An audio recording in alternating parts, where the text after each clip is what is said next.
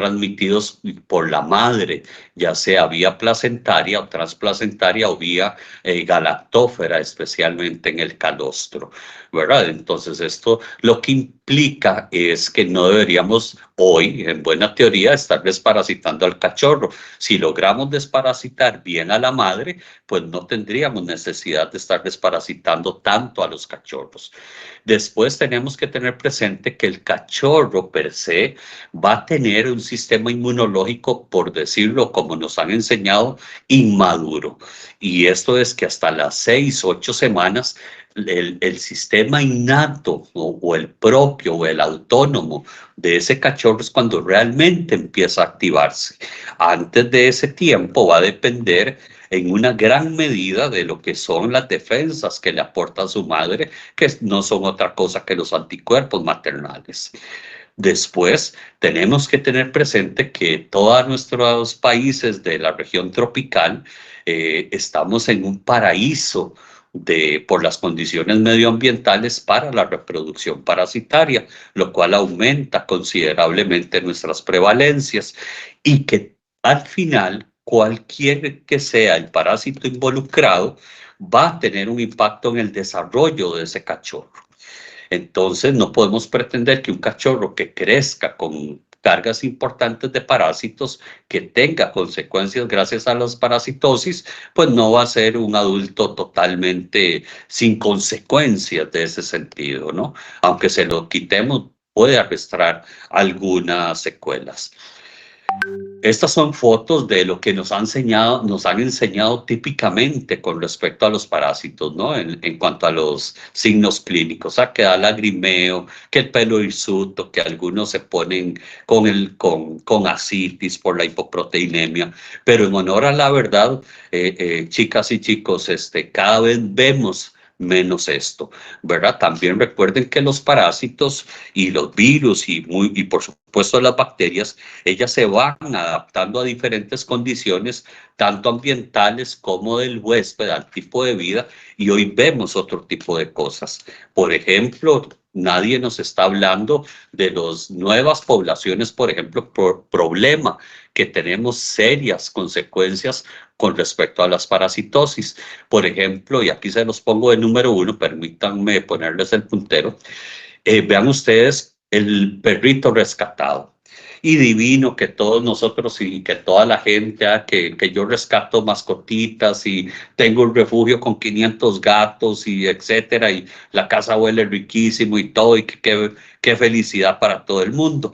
Pero en términos de epidemiología y de riesgo, esos pacientes están en un ambiente propicio y extremadamente peligroso para adquirir no solamente parásitos, sino virus y otro tipo de afecciones. Lo mismo ocurre, pues, por supuesto, en los centros de rescate o en los refugios, ¿no? Y vean ustedes que esta foto la ilustra perfectamente, porque estos perritos regularmente, por efectos de espacio, se mezclan, ¿verdad?, con perros adultos, y sabemos que eso es un problema por la cuestión inmunitaria y de riesgo.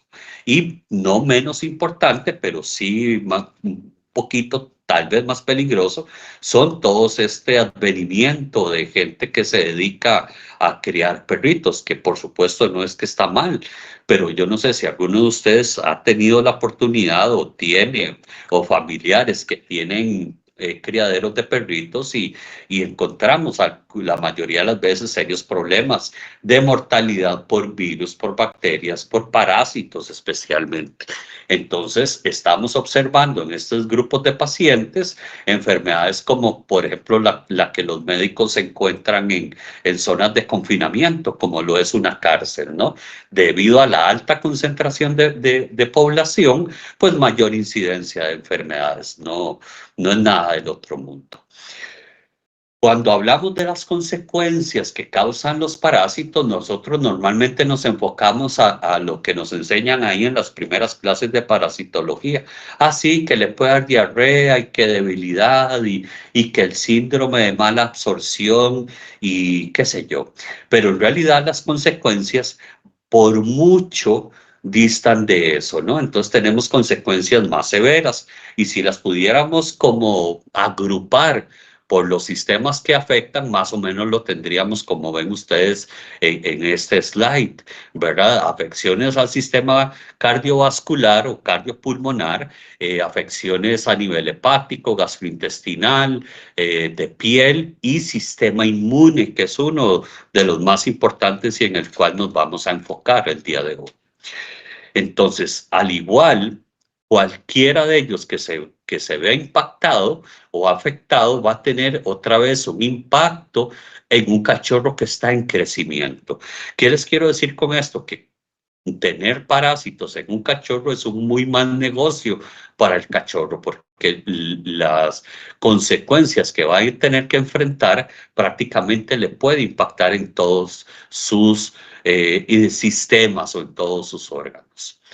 Por ejemplo, si nosotros pensamos un poquito en lo digestivo, yo siempre digo, no hay que ser científico ni parasitólogo experto para saber que un tamponamiento de Ascaris lumbricoides, como nos muestra esta foto, pues es de un riesgo alto. O esta enteritis causada por ancilostoma, ¿verdad? O esta otra causada por trichuris, o sea, donde hay pérdida de anemia, de sangre, pero con su consecuente pérdida de anemia y demás, de nutrientes, por supuesto. Pero vean otras afecciones importantes que causan los parásitos a nivel gastrointestinal. Por ejemplo, el daño directo a las células que absorben los nutrientes.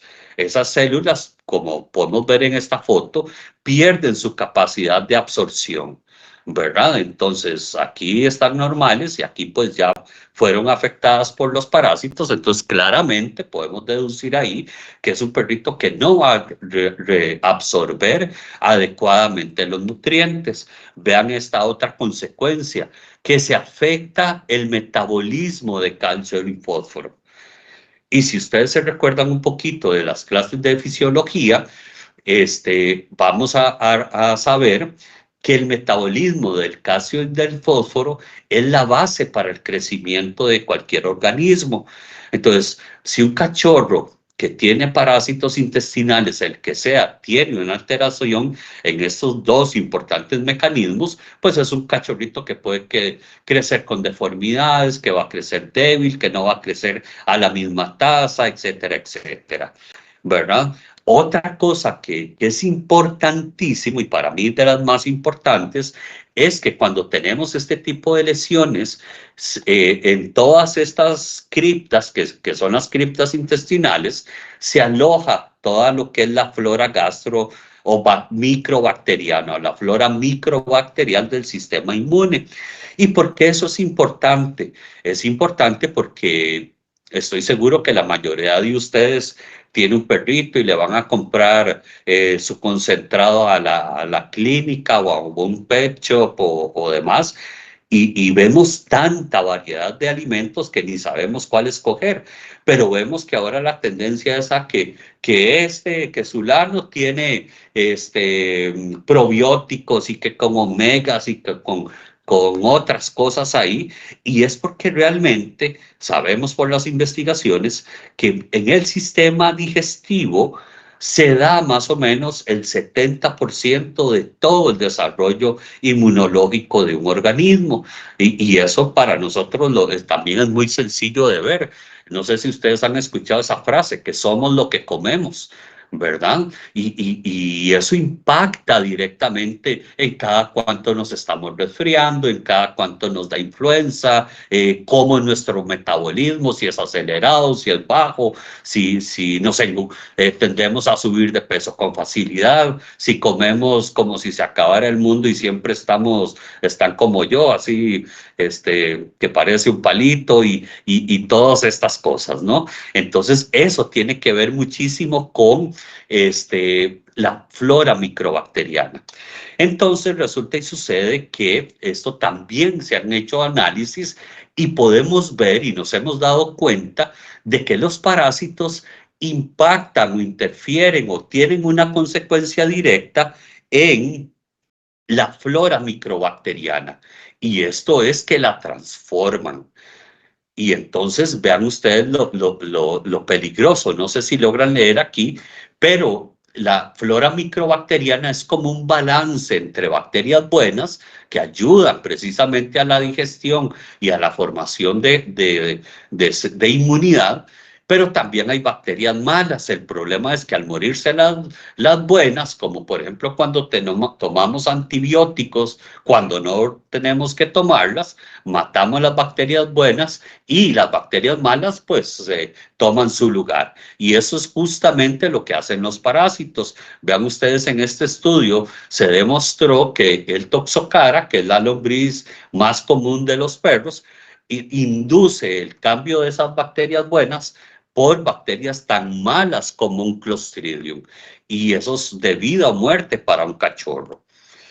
Otra cosa también que nosotros tenemos que aprender es a llevar mejores controles, por ejemplo, con todo lo que es el historial de los cachorros. Y esto es importante porque muchas veces tendemos únicamente a, a pesar o a registrar el peso de nuestros pacientes, pero no les hacemos curvas de desarrollo, ¿verdad? Y hay curvas ya establecidas en casi que en todo el mundo, y esto nos permite ver el crecimiento de ese cachorro. Entonces es importante que empecemos a utilizarlas.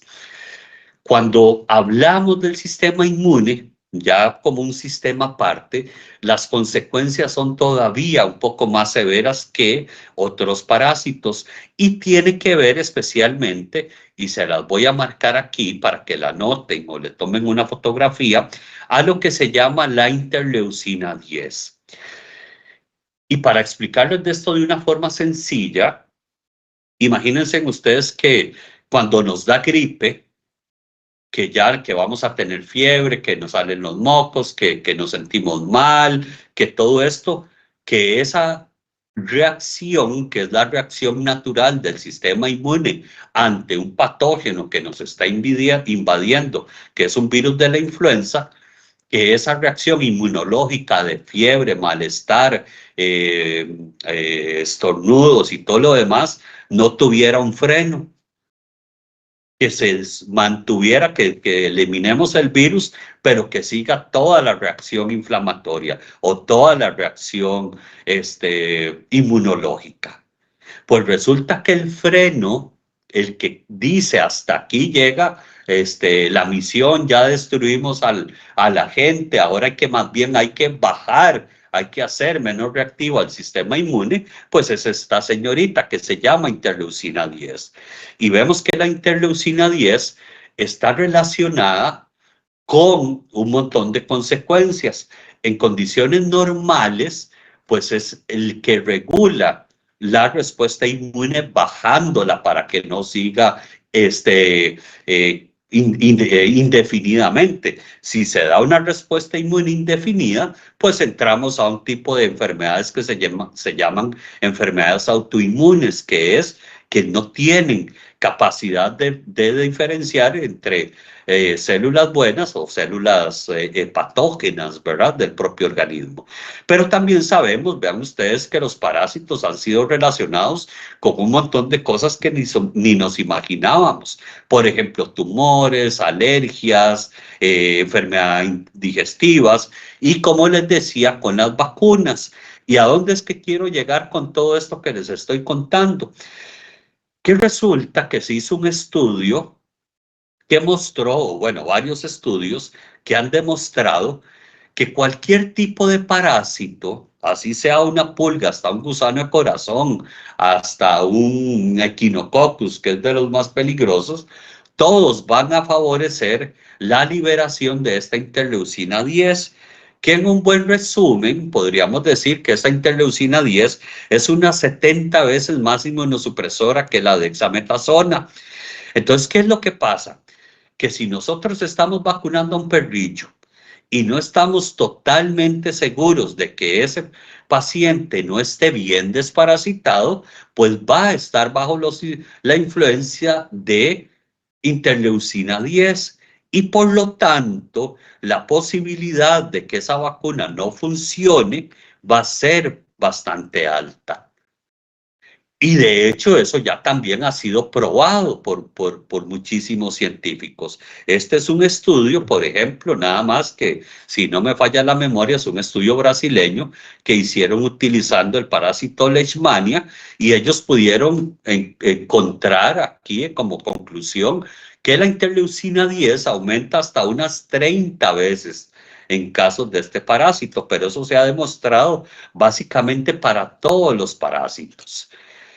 Hay algo también importante, algo les hablaba de que lo ideal en un futuro o como debería ser la cosa es que si nosotros realmente desparasitáramos a las madres antes del parto, muy probablemente esos cachorros no tendrían parásitos. Lo que pasa es que no lo hacemos. ¿Por qué? Porque sabemos que claramente la madre va a transmitirle parásitos vía placenta o vía calostro a los cachorros.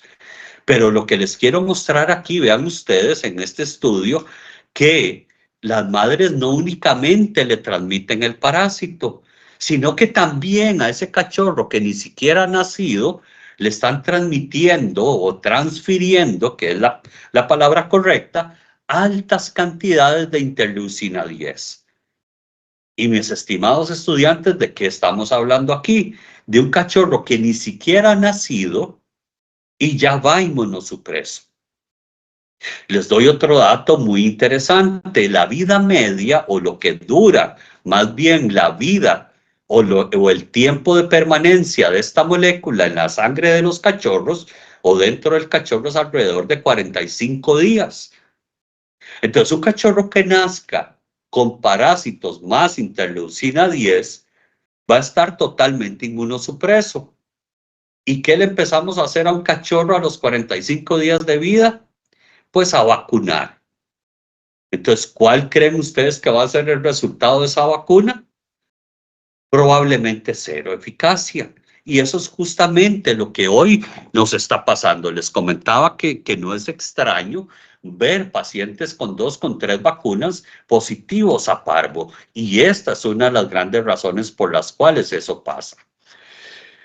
También se nos olvida de lo que hacen ciertos organismos, por ejemplo, la colonización de los comensales, de la malacesia, del Demodex, del Staphylococcus, que es un proceso normal en la vida de todos los cachorros. Pero será diferente si el cachorro está inmunosupreso. Y hoy sabemos totalmente que sí, no es lo mismo si le da una alergia de pulgas a un perrito que tiene atopía, por ejemplo, o un perrito atópico que tenga pulgas, no es lo mismo a otro que no le dé. ¿Por qué? Porque sabemos que esos cachorros que ya están predispuestos a alergias, si les da ese tipo de parásitos, pues el resultado es mucho más severo. Y sobre todo la posibilidad de volverse un problema crónico es mucho más frecuente. Ya cuando nosotros tenemos casos como esos, que ustedes logran ver aquí acantosis, que ya se perdió el folículo piloso, por más chiquillos y chiquillas que les quitemos los ácaros, no le vamos a volver el estado funcional ni visual ni fisiológico a la piel que tenía antes. Y lo podemos evitar. El problema de la alergia a la pulga, pues es que nos pique la pulga. Entonces, si nosotros evitamos desde pequeños esos cachorros que tengan pulgas, pues no vamos a llegar, o muy difícilmente llegaremos a estos casos.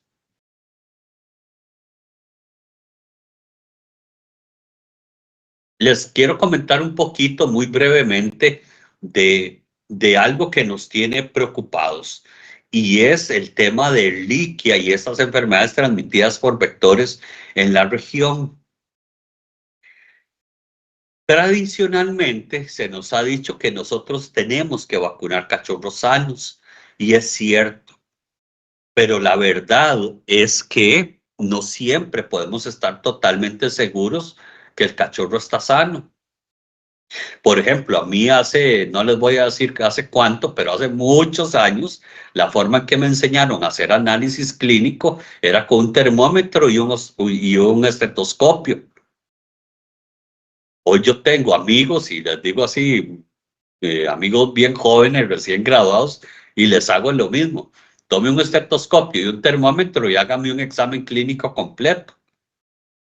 Y se nos olvidó las técnicas de percutir, de examinar, de auscultar, porque creemos que solo los pulmones se pueden auscultar y otro montón de cosas, ¿no?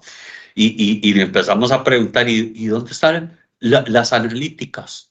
¿Y dónde están los equipos?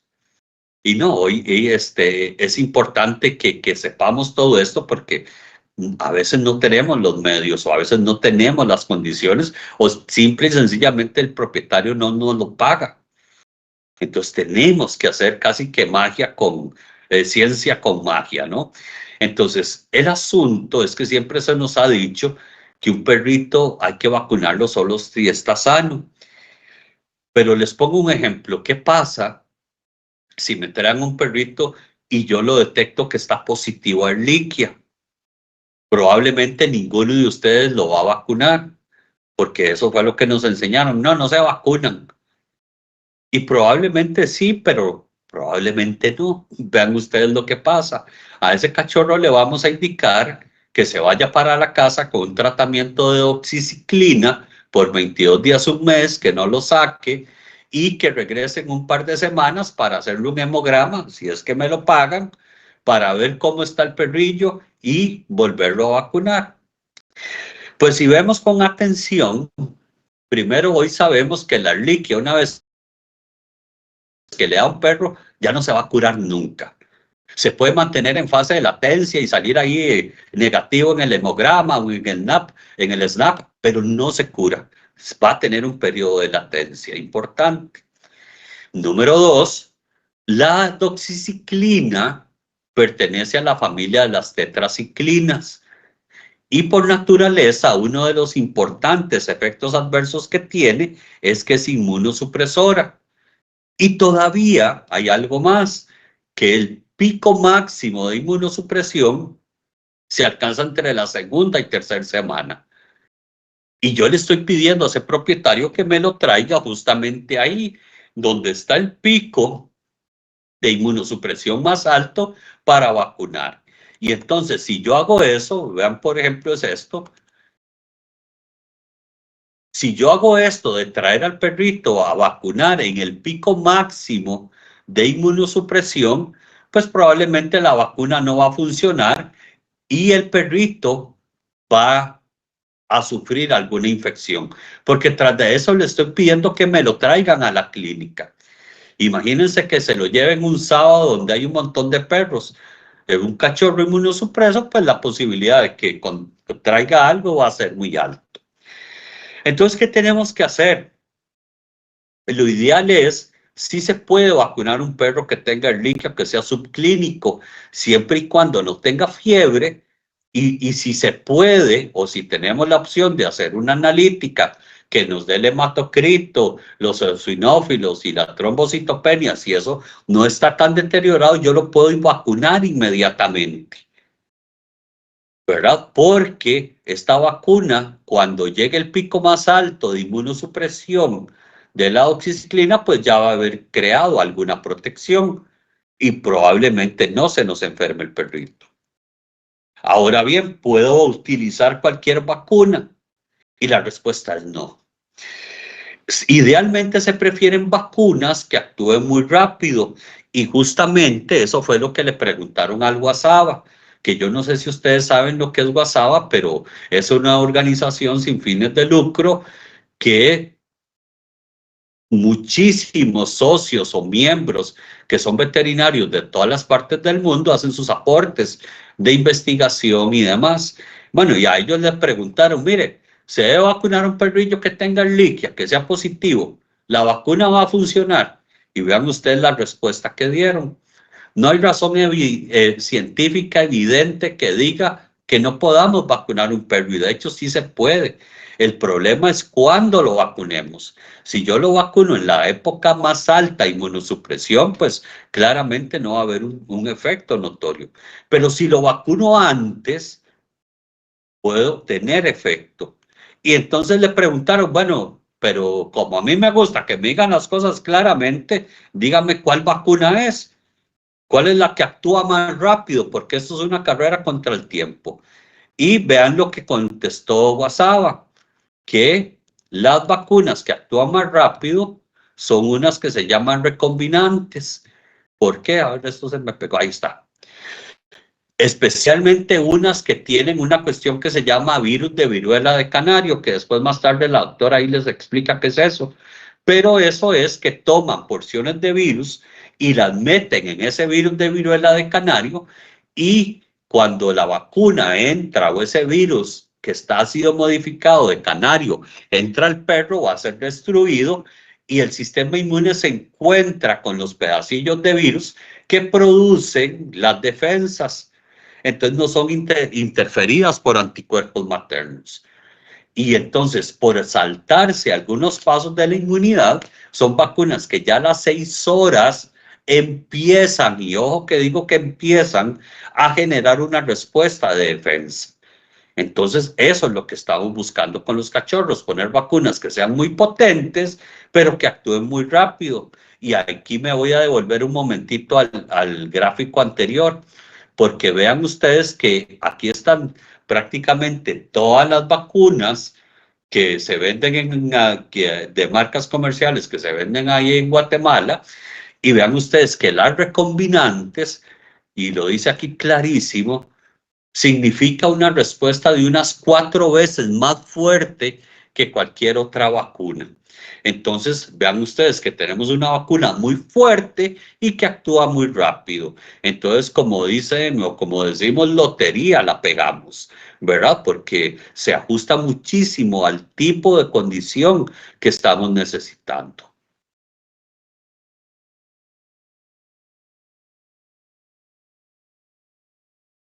¿Cuándo proteger? ¿Cómo deberíamos de hacerlo?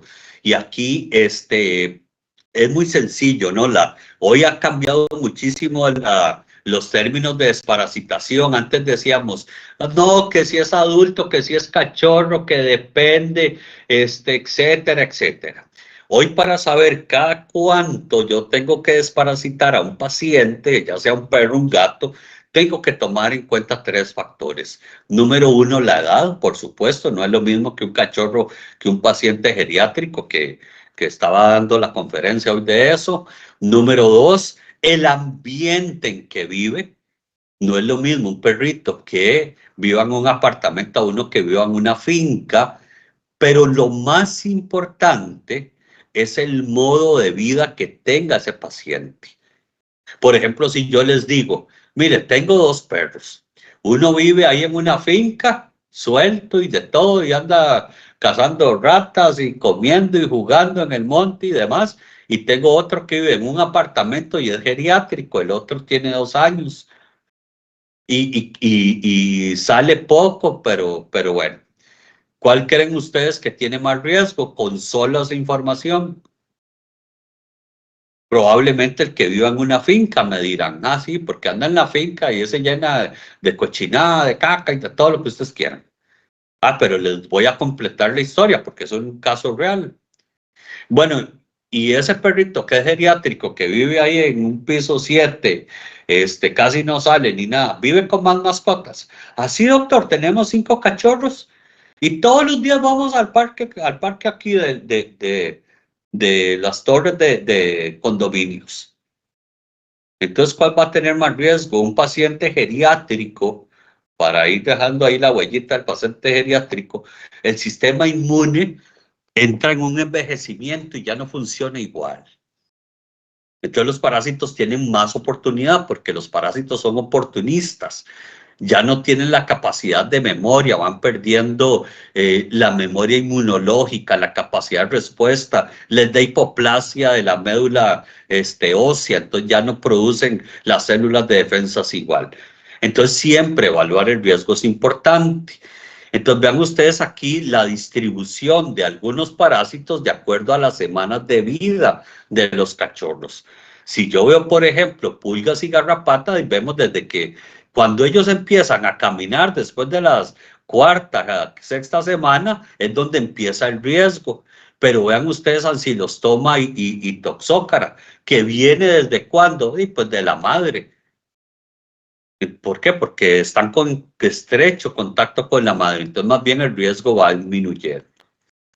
Pero al final, ¿qué es lo importante? Hoy dicen los que saben, los parasitólogos importantes, que si son cachorros, si viven con niños, si viven con personas adultas mayores con enfermedades crónicas, si viven en torres de apartamentos, en condominios, si lo llevan al mall, si lo llevan a pasear en el carro, etcétera, si duermen si alguno de ustedes duerme con el perro, con el gato, si lo besa, si lo dejamos comer en la mesa, etcétera, etcétera, etcétera, que casi todos lo hacemos, yo levanto la mano primero, deberíamos de estar desparasitando a esos pacientes una vez al mes.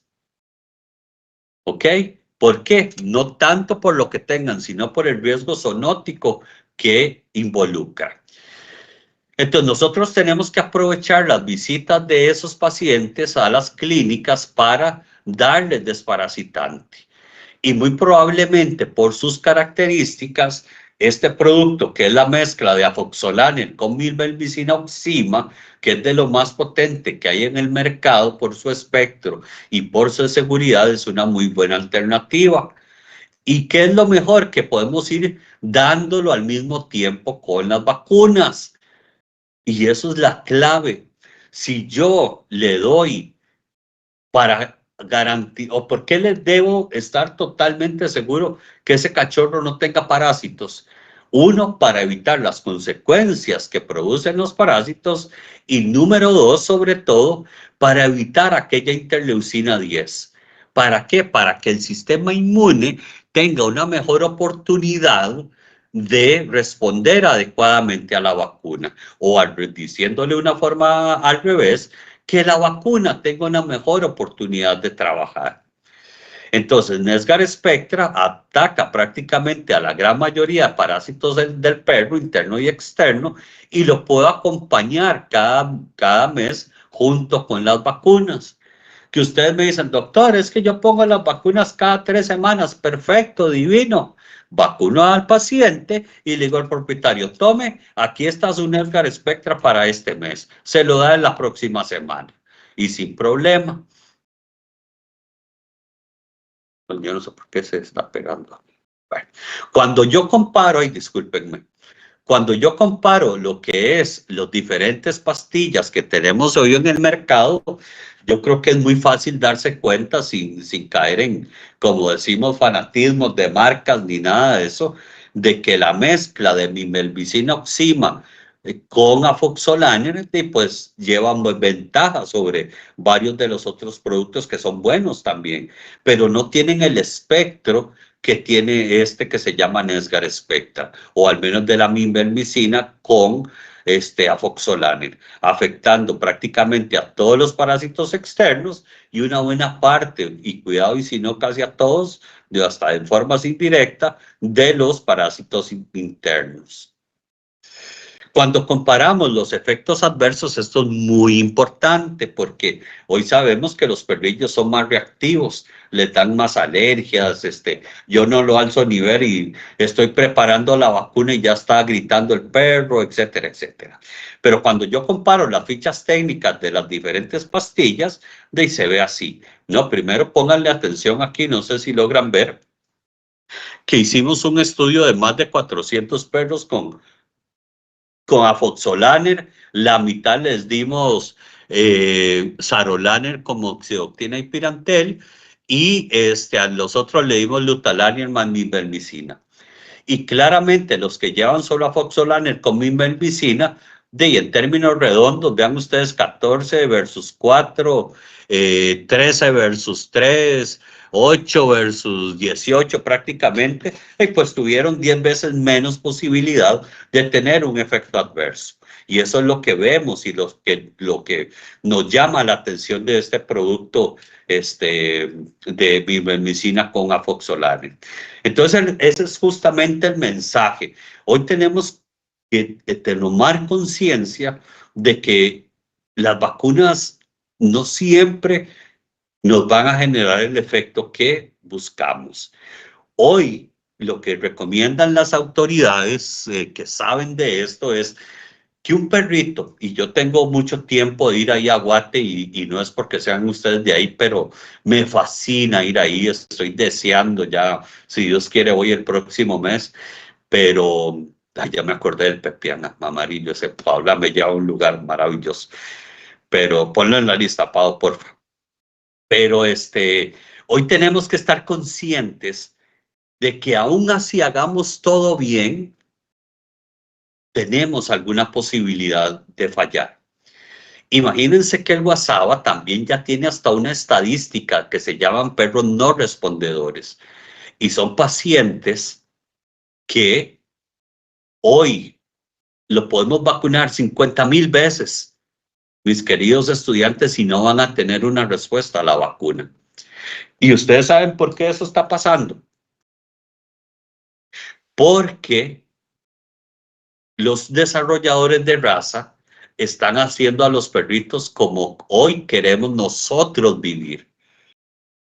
Muy probablemente si yo estuviera ahí con ustedes y les pregunto, ¿quién se quiere casar? Todo el mundo hace así la mano y ahí está, nadie levanta la mano, pero esto es lo que está pasando. Hoy quieren perritos que no ladren, que posen para Facebook, que salgan en TikTok, que, que ojalá no echen caca, etcétera.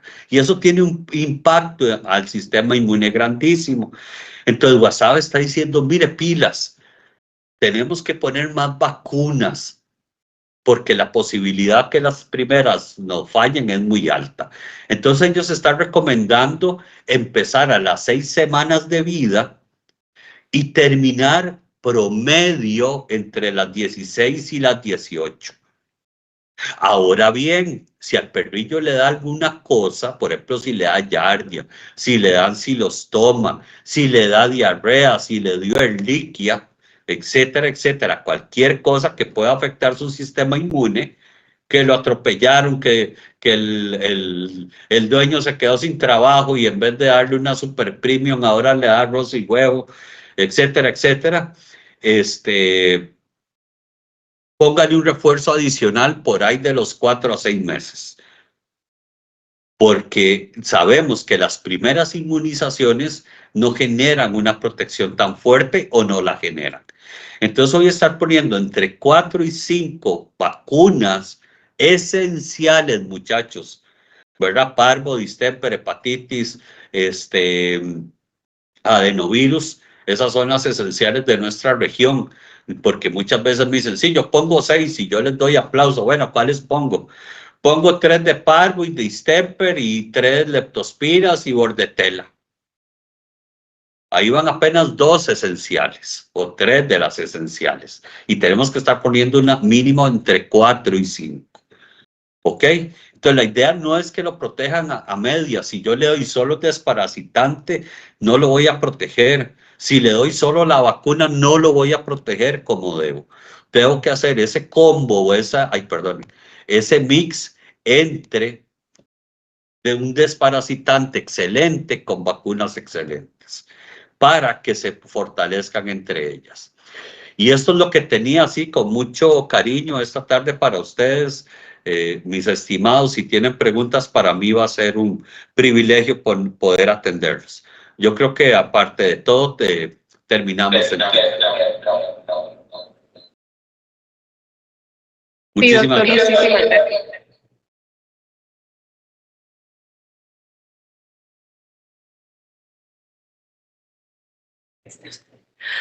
Muchas gracias, doctor, por su tiempo y su paciencia con nosotros.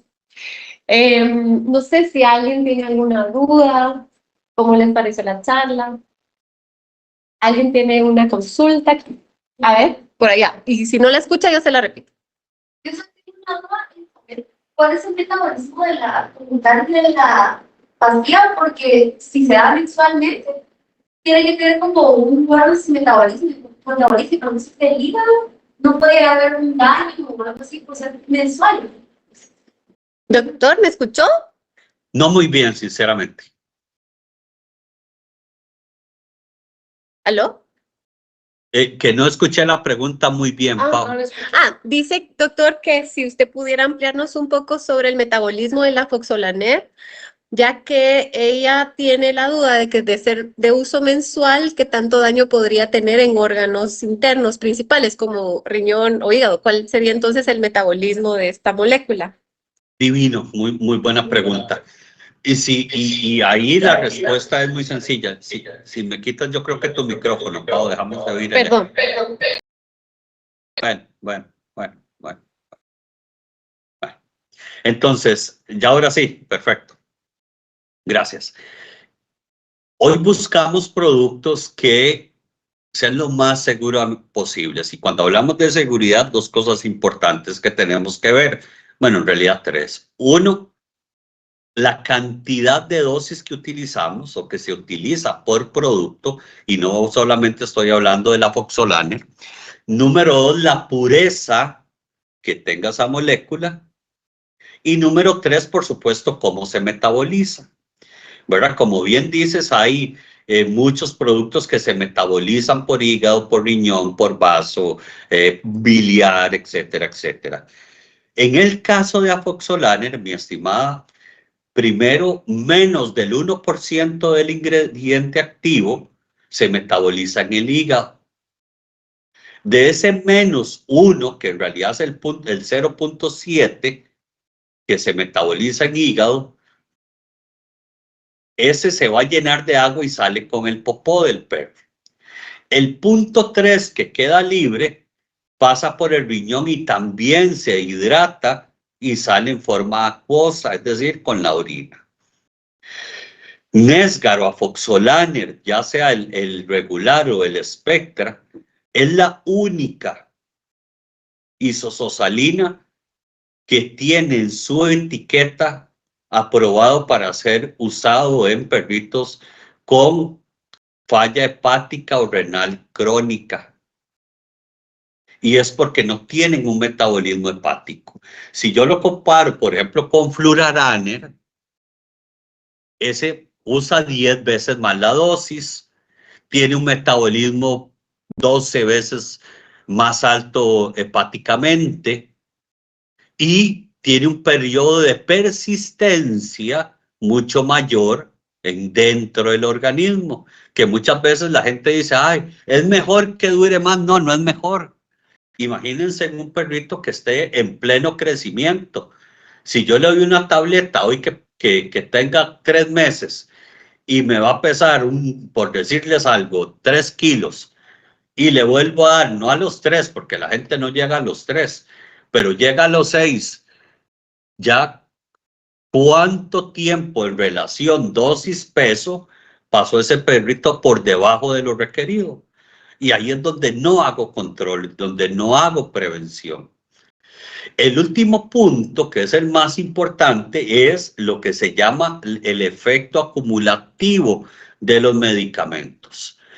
En el caso de Nesgar y de Spectra o el Afoxolaner, como me estás preguntando, estamos totalmente seguros, porque así están las fichas técnicas y así lo han demostrado cientos de estudios, que un perrito a los 32 días no tiene absolutamente nada de Afoxolaner en su organismo. Por eso es que, o eso es otra de las razones por qué los productos son mensuales. El principal es porque lo hacemos mensual porque queremos romper el ciclo de vida de los parásitos en el ambiente. Nosotros tenemos otra filosofía diferente a otras compañías, que entre menos producto le demos mejor. No. Por ejemplo, ahora hay un Fluraraner inyectable de 1 año que tiene 50 veces más la carga que por ejemplo, el ingrediente activo que un Nesgar. ¿Creen ustedes que se lo puedo poner a un perrito geriátrico o a un cachorro? No, no está contraindicado. Entonces, para nosotros eso es importante. Gracias por la pregunta. ¿Tenemos otra? Sí, yo tengo 2 preguntas. Buenas tardes. La primera es que, o sea, usted nos explicaba que durante la vacunación es que se utiliza el Nesgar Spectra una vez al mes, pero mi duda es que si en pacientes que ya tienen todo su plan de vacunación completo y se están vacunando anualmente, yo sigo desparasitando con el NexGard una vez al mes, o ese tiempo de administración del desparasitante cambia con esa frecuencia. Y la otra pregunta era de que a partir de qué edad yo puedo empezar a aplicarlo, si desde la primera desparasitación del cachorro yo ya lo puedo utilizar, o sea, si es bastante seguro en cachorros de baja edad, o cómo es, no sé. Ajá. ¿Me puedes decir tu nombre? ¿Qué manda? ¿Cómo se llama la chica? ¿Cómo te llamas? Mucho gusto, Paulina. Paulina. Yo quiero que todos le demos un aplauso a Paulina por esas preguntas. Entonces, mira, son dos preguntas, Paulina, que realmente te felicito. Va la primera. Hoy los planes de desparasitación y vacunación no pueden ser recetas de cocina. Yo no puedo llegar y decir, pegar en mi clínica, este es el protocolo que voy a usar para todos los santos perros que entren aquí. Hoy los planes de vacunación tienen que ser y desparasitación tienen que ser personalizados de acuerdo a la edad, la raza, comportamiento, estilo de vida del propietario, etcétera, etcétera, etcétera. ¿Por qué? Porque claramente no es lo mismo un perrito, otra vez, como les decía, que viva en una finca a uno que duerma calentito ahí en la cama con nosotros todos los días. No va a tener los mismos riesgos. Pero si ya yo me pongo a pensar, bueno, es un perrito que todos los días lo llevan al mall, que juega con los vecinos perros y está en contacto con otras mascotas, que le gusta cazar ahí, pelearse con zarigüeyas y tiene amigos ratas y de todo. Entonces, la condición es distinta. Entonces, yo siempre tengo que adecuar mis planes de desparasitación básicamente a cómo vive o a esas condiciones. A manera general, los parasitólogos mundiales dicen, miren, los principales criterios para establecer un programa de desparasitación es, número 1, zoonosis. Nosotros somos médicos veterinarios y lo que más sabemos de zoonosis somos nosotros. Si de cada 7 enfermedades de nuestros pacientes, es decir, cada 10, enfermedades de nuestros pacientes, 7 son zoonóticas. ¿Cómo no vamos a hacer los que más sabemos? Pero por supuesto. Entonces, si tenemos riesgo de zoonosis, otra vez, el perro puede ser un cachorrito hermoso de 2 meses. Puede ser un paciente de 15 años, que si convive con una persona diabética, que tenga, qué sé yo, lamentablemente algún tumor, que tenga VIH, que tenga tuberculosis, que esté en desafío. Si yo tengo hijos, hermanitos, primos, lo que sea, que son niños, que andan descalzos, que comen con el perro, que son factores de riesgo muy altos. Y ahí la desparasitación, independientemente debe ser mensual. Si yo tengo un programa bien controlado y todo esto, como estás diciendo, un perro que viene todos los años a vacunación, ¿verdad? Yo puedo darle la tableta cada 3 meses, cada 2 meses, cada 6 meses, dependiendo, previo examen. Porque uno de mis lemas es medicinas y laboratorios brujería, ¿verdad? Pero yo puedo venir a ese perro, vacunarlo una vez al año, pero si tiene historia de reliquia 4 veces al año, el control contra externos debe ser mensual. Entonces nosotros tenemos que ir adoptando diferentes situaciones de análisis para determinar cada cuánto. Con respecto a la segunda pregunta, tenemos 2 requisitos, Paulina. Número 1, el peso y la edad. El peso mínimo es de 1.35 kilogramos, antes era de 2, pero ya actualizamos para justamente poder tratar los cachorros. Y el otro requisito son los 2 kilos de peso. Y probablemente usted me puede decir, bueno, o si yo le pregunto, bueno, dígame la dosis para un chihuahua que tiene 3 semanas y que pesa 1 kilo, ¿cuál pastilla le doy?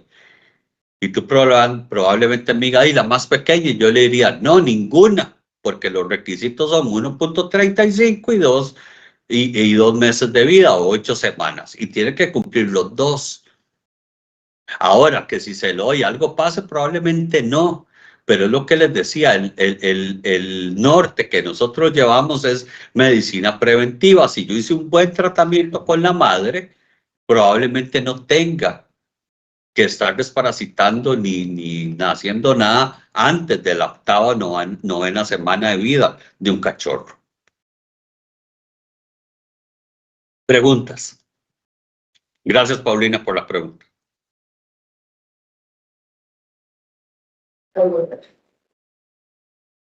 Hola, por ejemplo, si llega un cachorro con una parasitosis muy alta, ¿se puede vacunar y desparasitar al mismo tiempo o se prefiere esperar a que baje la carga parasitaria para que la vacuna pueda ser mayor, pueda tener mejor efectividad? Otro aplauso para esa pregunta. Paola, te luciste hoy con el público. Muy buenas. Mira, justamente una de las ventajas que para mí, te lo digo así, es como la principal que tiene amivelmicina con afoxolaner es justamente eso, que ya no tenemos que esperar a quitarle todos los bichos a los perrillos ni a los gatillos para poder vacunarlos. ¿Por qué? Porque tuvimos muy malas experiencias, mi futura colega. Por ejemplo, me pasó que una doctora tenía un problema con una camada de cachorritos con ancilostoma y empezó a probar cuál desparasitante le pegaba. Cuando ya llevaba como 8 desparasitantes diferentes, y les Doctor, ¿me entró... permite un segundito? Que lo Sí, perdimos, pero lo voy a poner en el audio de aquí de la compu. Si gusta, no sé si... ¿Me puede hablar, doctor? ¿Qué pasó? te estoy molestando. ¡Ay, doctor! ¿Qué? Ojalá no tengo. Lo voy a poner aquí porque perdimos un poco el audio. Nos podría... Disculpe, malvado, no le voy a llevar a comer jocón. No, ¿Me puede bueno. repetir la respuesta, doctor? Sí, que es una pregunta excelente porque teníamos muy malas experiencias con ese mito, porque hoy en realidad es un mito de que había que esperar a quitarle los parásitos primero para poder de vacunar después, y era por el tema, perdón, de la inmunosupresión. Entonces resulta y sucede que una de las grandes y para mí una de las más importantes ventajas que tiene este afoxolaner con la mimelvicina es la velocidad con la que empieza a eliminar parásitos. Por ejemplo, en parásitos externos, el afoxolaner en tan solo 30 minutos ya empieza a matar los parásitos, pero la mimelvicina en solo 1 hora. Entonces les contaba que tuve una experiencia con una colega que recibió una camada de cachorros positivos al ancilostoma y empezó a ver cuál desparasitante los mataba. Cuando ya iba como por el 8º desparasitante, adivinen qué, les entró distemper a los perrillos y no quedó ni uno. Entonces, como Nesgar Spectra empieza a trabajar tan rápido, yo sí puedo dárselo y lograr una buena y vacunar el cachorro al mismo tiempo y lograr una muy buena respuesta vacunal.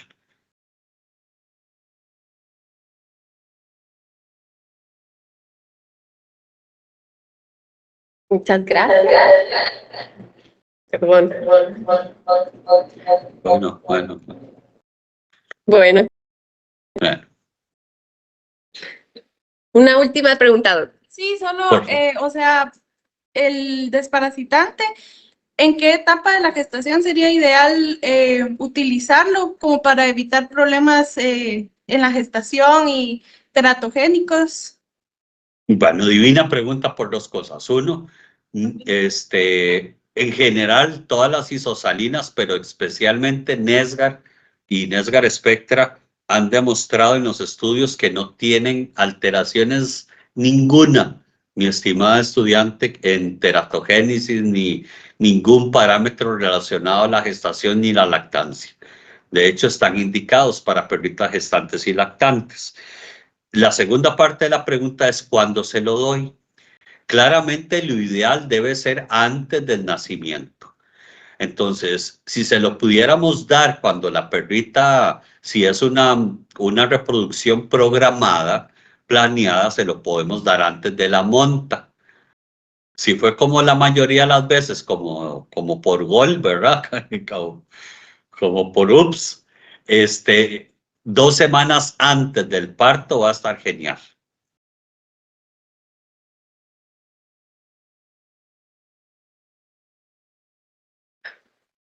Perdón. Hola, ¿qué tal? Hola. Una pregunta, ahorita con el tema del gusano barrenador, han habido varios casos donde causa duda también, porque yo creo que cuando van, no solo NexGard, sino que las otras en general, me causa duda que antes no mencionaban que esta era efectiva y ahora que está en auge esto, ahora pues casualmente ahora sí se pueden usar, pero no sé cómo funciona como que el mecanismo hacia las larvas, o es por la lesión que generan las picaduras de pulga o garrapata, o por qué razón ahora sí. Sí. Bueno, primero, la próxima vez que me citas una conferencia como esta, Paola, voy a estudiar, pero prometo. Mira, te voy a hacer, a mí me gusta ser muy transparente en mis cosas, ¿no? Y te voy a decir la verdad tal cual es. Todas las isosalinas tienden a funcionar, o sabemos que podrían funcionar. Dentro de ellas incluida NexGard, que hace un efecto maravilloso, que es que por la forma, como estás diciendo, por el mecanismo de acción, que es una parálisis y excitatoria de los parásitos, provoca un efecto de expulsión de las larvas. Es decir, yo ya no las tengo que sacar, ellas se van a salir solas. Y funciona por una razón muy sencilla, y probablemente para muchos parásitos en el futuro vamos a ver indicados este tipo de medicamentos. ¿Qué es lo que pasa, mi apreciada estudiante? Que los laboratorios responsables, como nosotros y como la gran mayoría que llegan ahí a Guatemala, estamos vigilados, estamos regulados, estamos auditados por departamentos internos que se llaman regulatorio. Por ejemplo, yo puedo saber que, por darles un ejemplo, yo he sido testigo que les dan NexGard a leones en Nicaragua, por ejemplo.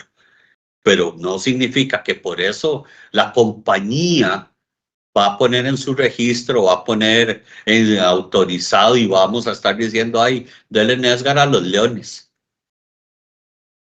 ¿verdad? Entonces, no es que antes no se hablara, básicamente por necesidad, porque no teníamos el desafío, como bien estás diciendo, y ahora tal vez se dice y te va a costar mucho encontrar un respaldo oficial, porque ciertamente no hay ningún laboratorio que en su registro formal lo tenga. Por ejemplo, y siguiendo en esa línea de transparencia, nosotros tenemos yo no sé cuántos estudios de que en menos de 24 horas los elimina, que los expulsa, etcétera, etcétera. Pero no lo tenemos así en el registro. Entonces, tan abiertamente no lo podemos estar diciendo porque no es lo correcto.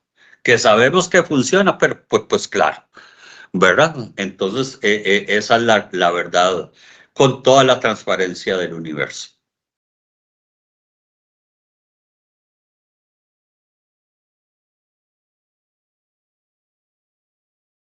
Bueno, yo creo que ustedes tienen una clase muy pronto, entonces quisiéramos que tuvieran también un momentito para aprovecharlo antes de su clase. Yo, pues, aprovechando que tengo aquí al doctor en nombre de todos y de la doctora también, que nos dio la oportunidad de acercarnos a ustedes, esperamos haber a través del doctor aportado valor a esta clase que les imparte la doctora.